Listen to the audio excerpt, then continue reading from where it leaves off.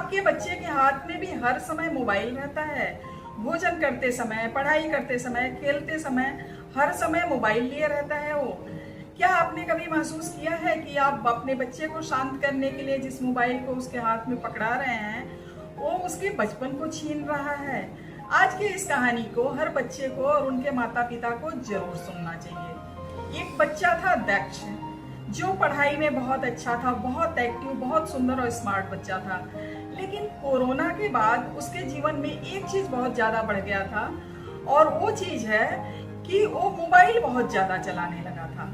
अगर उसको किसी काम के लिए बुलाया जाता था, जैसे उसकी माँ कहती थी बेटा आओ भोजन कर लो, ठीक है थोड़ी देर में आता हूँ, पढ़ाई कर लो बेटा अभी आता हूँ, और मोबाइल पे लगा रहता था। मेन जिस दिन छुट्टियां रहती थी उस दिन तो वो दिन भर मोबाइल पे लगा रहता था। स्कूल से आते ही वो मोबाइल पे लग जाता था। और इसका साइड इफेक्ट क्या हुआ कि दक्ष धीरे धीरे चिड़चिड़ा होने लगा। वो पहले वाला दक्ष नहीं रह गया, ना ही क्लासरूम में और ना ही घर पे। उसके स्कूल की मैम ने ध्यान दिया कि वो बदल रहा है, उसका ध्यान पढ़ाई में कम लग रहा है। फिर उसकी क्लास की मैम ने पेरेंट्स से बात की कि क्या बात है कि इसका मन पढ़ाई में नहीं लगता है, ये उखड़ा उखड़ा रहता है, चिड़चिड़ा होता जा रहा है। तो उसके घर वालों ने कहा कि हाँ मैम, वो घर पे भी पढ़ाई नहीं करता है, चिड़चिड़ा होता जा रहा है, सिर्फ मोबाइल दो तभी वो खुश रहता है, नहीं तो वो चिड़चिड़ा रहता है। और एक बात और, उसकी मैम ने एक चीज और नोटिस किया कि उसकी आंखों में लगातार थकान रहता है। तो उसकी मैम की समझ में आ गई बात कि वो मोबाइल की वजह से इस तरह से हो रहा है। तो उसकी मैम ने क्लास में एक दिन सबसे पूछा कि आपको क्या बनना है। सबने अपने ड्रीम को बताया कि मुझे, किसी ने डॉक्टर कहा, किसी ने इंजीनियर कहा, किसी ने टीचर कहा, लेकिन उसने कुछ नहीं बोला, शांत रहा। फिर दूसरे दिन टीचर क्लासरूम में एक पौधा लेके आई और पौधा दिखाकर सारे बच्चे से पूछने लगी कि अगर इस पौधे को एक तरफ से मोड़ दिया जाए तो क्या होगा। तो सारे बच्चों ने कहा कि अगर पौधे को एक तरफ मोड़ दिया जाए तो पौधा उधर ही चला जाएगा, पौधा टेढ़ा हो जाएगा। यह सुनकर टीचर मुस्कुराई और टीचर ने कहा कि बिल्कुल सही बात है, ऐसा ही बच्चों का भी मन होता है। जब हम अपने मन को एक तरफ मोड़ देते हैं तो हमारा फोकस सारे तरफ से हट जाता है। और टीचर ने विशेष रूप से इस बात को दक्ष को समझाई। दक्ष उनकी बातों को बहुत ध्यान से सुन रहा था और धीरे धीरे अपने आप में बदलाव लाना शुरू कर दिया। मैम ने कहा कि बेटा तुम धीरे धीरे मोबाइल से दूरी बनाओ, खेल कूद में मन को लगाओ, पढ़ाई में मन को लगाओ।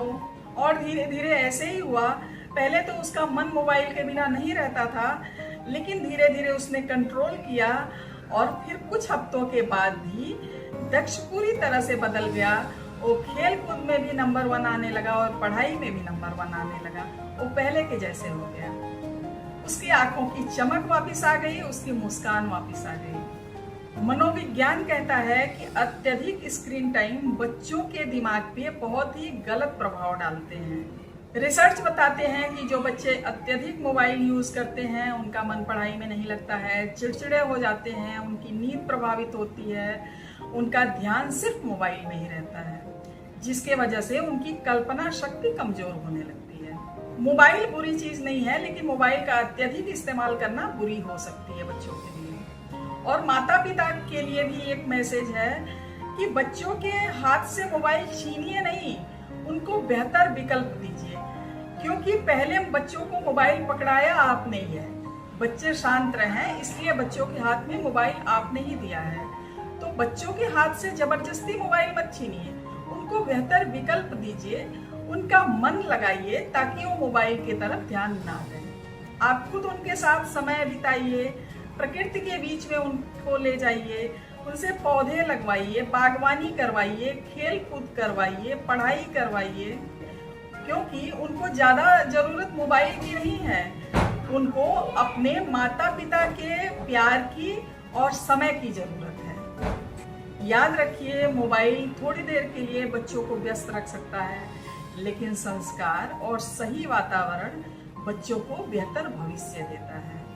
अगर आप चाहते हैं कि आपका बच्चा मानसिक और भावनात्मक रूप से मजबूत बने तो उसको जीवन से जोड़िए, मोबाइल से नहीं। नमस्कार, मैं हूँ डॉक्टर उषा उपाध्याय, पेरेंटिंग और लाइफस्टाइल कोच। ऐसे ही संस्कार और ज्ञानवर्धक कहानियों के लिए हमारे चैनल को सब्सक्राइब करें।